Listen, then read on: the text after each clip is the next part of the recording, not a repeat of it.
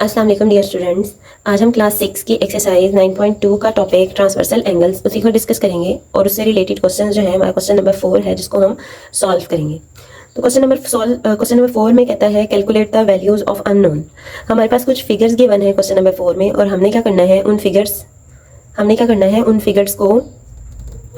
में एंगल्स को आइडेंटिफाई करते हुए जो हमने ट्रांसवर्सल एंगल्स में एंगल्स पढ़े हैं। ठीक है, यानी लास्ट वीडियो में जो हमने डिस्कस किया था ट्रांसवर्सल एंगल्स को, उसमें हमने पढ़ा था कि हमारे पास interior, exterior, alternate exterior, corresponding और पेयर ऑफ इंटीरियर एंगल्स होते हैं जब एक ट्रांसवर्सल दो पैरेलल लाइंस को कट करता है। तो आज इन्हीं 4 एंगल्स की प्रॉपर्टीज यूज करते हुए इन्हीं 6 एंगल्स की प्रॉपर्टीज को यूज करते हुए हम इन क्वेश्चंस को सॉल्व करेंगे। अब सबसे पहले तो हमारे पास है क्वेश्चन नंबर 1।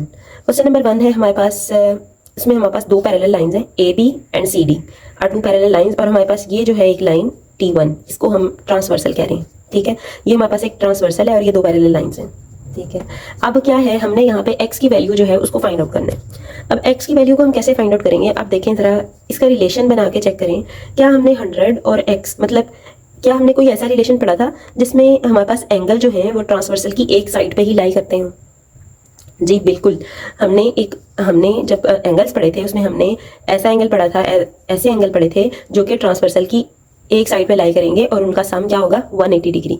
लास्ट में हमने डिस्कस किया था, ये देखें हमने लिखा था pair of interior angles on the same side of transversal. तो ये बिल्कुल वही है, ये एक ट्रांसवर्सल है, इसकी राइट साइड यानी एक साइड पे हमारे पास एंगल कौन सा है 100 और दूसरा है x।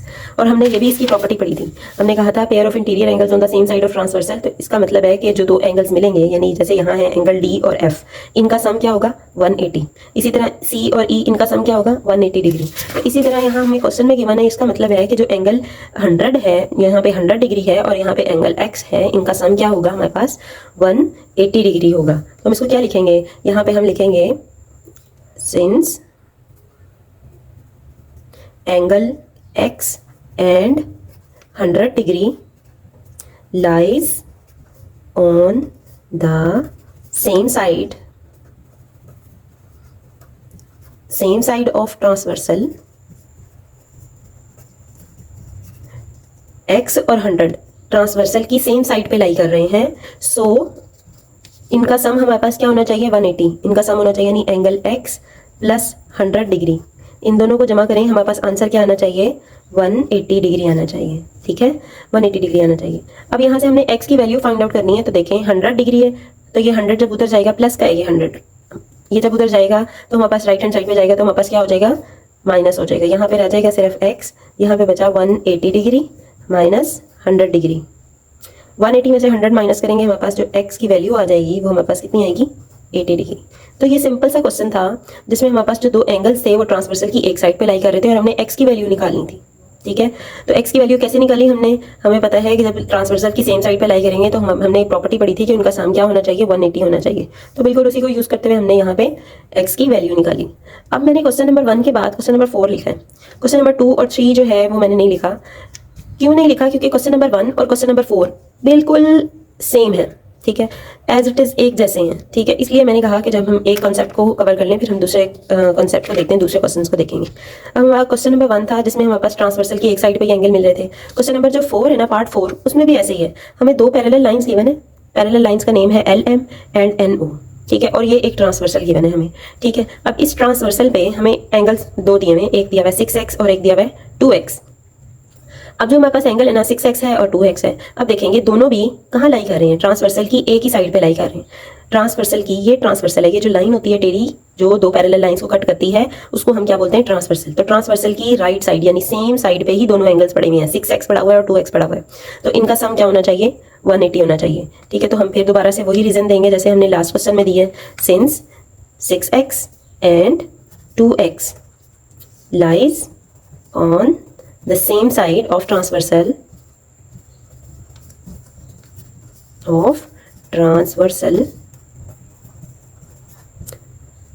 तो क्या होगा अगर ये सेम साइड पे लाई करेंगे तो इन दोनों का सम क्या होना चाहिए 180 होना चाहिए। तो हम लिखेंगे यहाँ पे 6x plus 2x is equal to 180 degree.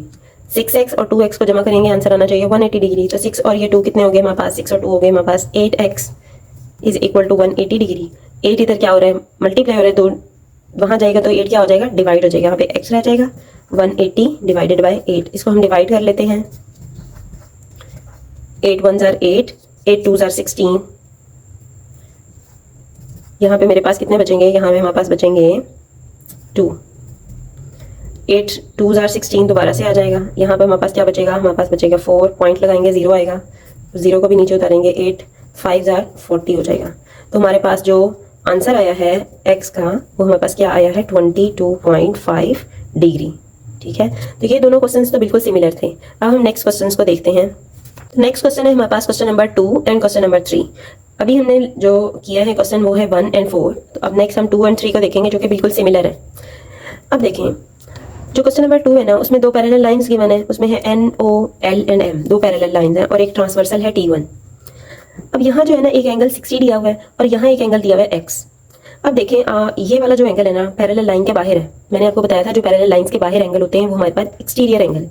ठीक है, ये 60 तो एक्सटीरियर है, लेकिन ये जो अंदर मिल रहा है ये इंटीरियर है। तो हमने तो कोई ऐसा रिलेशन नहीं पढ़ा जिसमें इंटीरियर और एक्सटीरियर को सम करें तो हमारे पास कुछ आ जाएगा, इंटीरियर और एक्सटीरियर एंगल्स जो है वो इक्वल होते हैं। इसके लिए हमें क्या चाहिए, हमने इसके अलावा जो है ना एक एंगल ये भी पढ़ा था, अगर 60 डिग्री यहाँ पे है तो यहाँ पे भी कोई ना कोई एंगल बनेगा ही ना। हमने खुद से यहाँ पे ना हमने एंगल आप लगा लें A। ठीक है, आप खुद से यहाँ लेट कर लें एंगल A। ठीक है, हम 60 हमें ये x फाइंड करने के लिए और भी कोई एंगल फाइंड आउट करना होगा लाजमन। तो इसलिए क्या किया मैंने यहाँ पे क्या कर लिया, A लिख लिया। ठीक है, ये A भी मुझे फाइंड आउट करना है।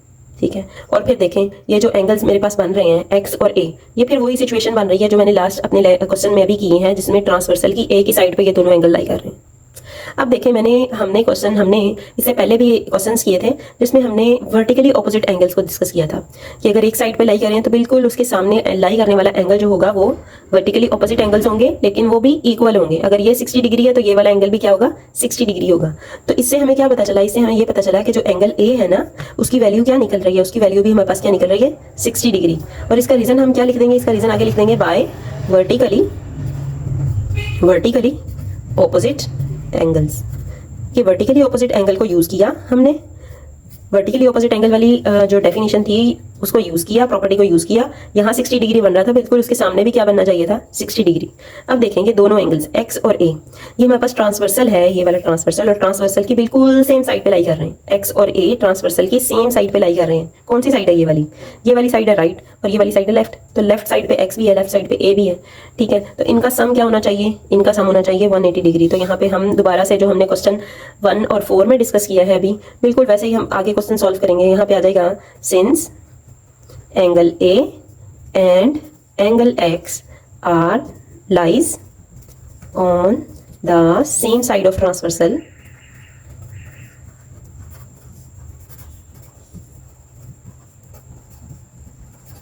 so their sum will be 180।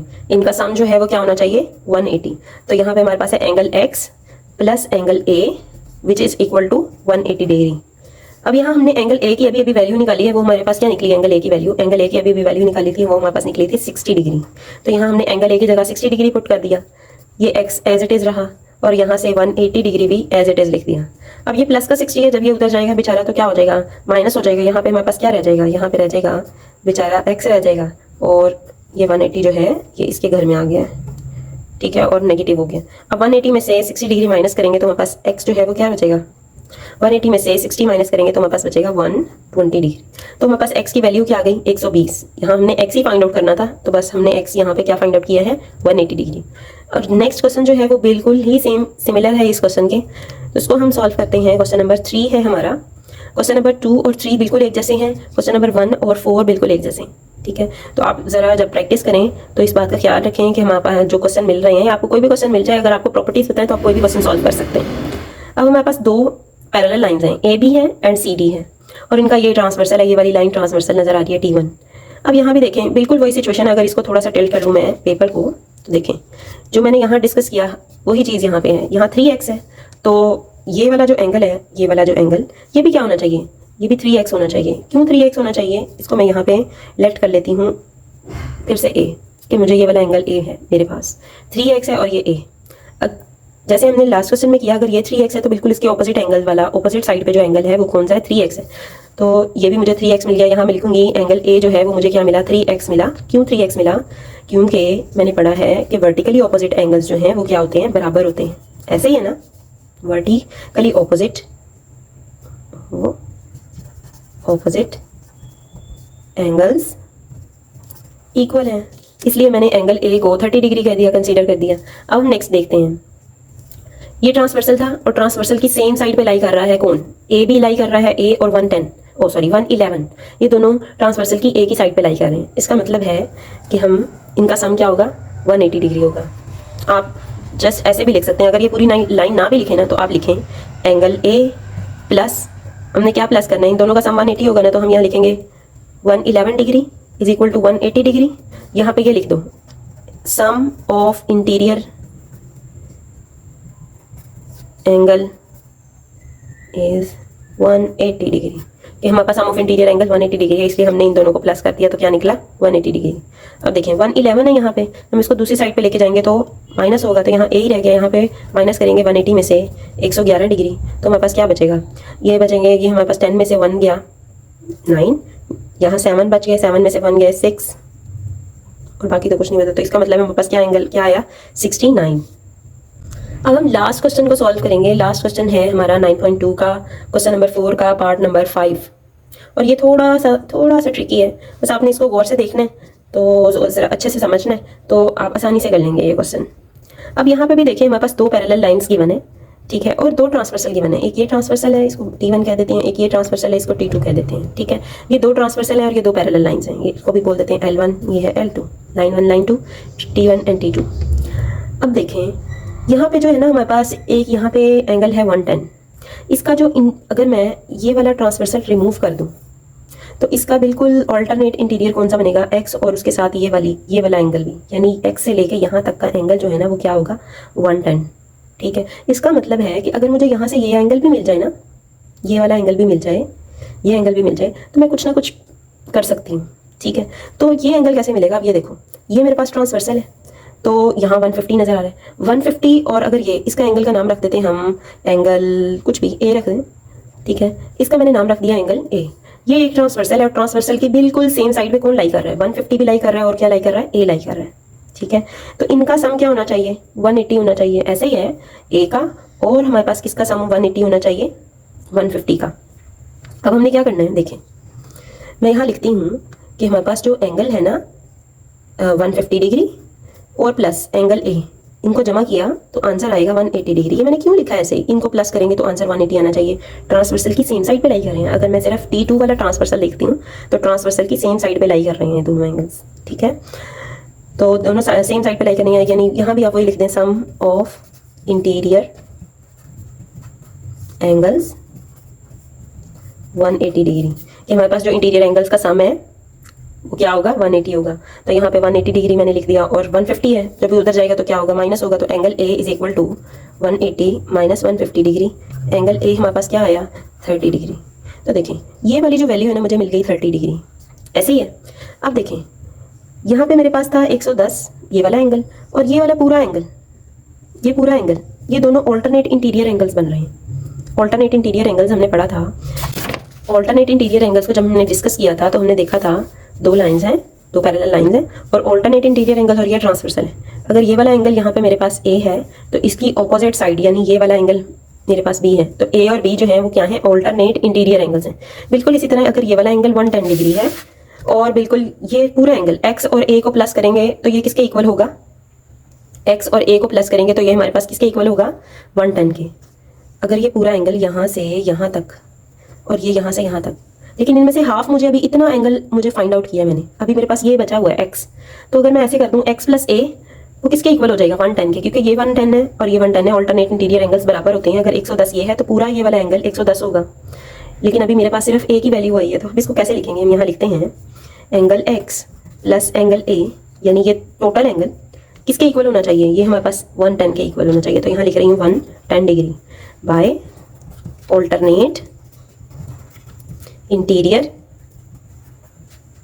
Angles. Alternate interior angles को यूज करते हुए मैंने ये लिखा है कि अगर एक्स ए यानी टोटल एंगल ये वाला इस टोटल एंगल के इक्वल होगा, ठीक है।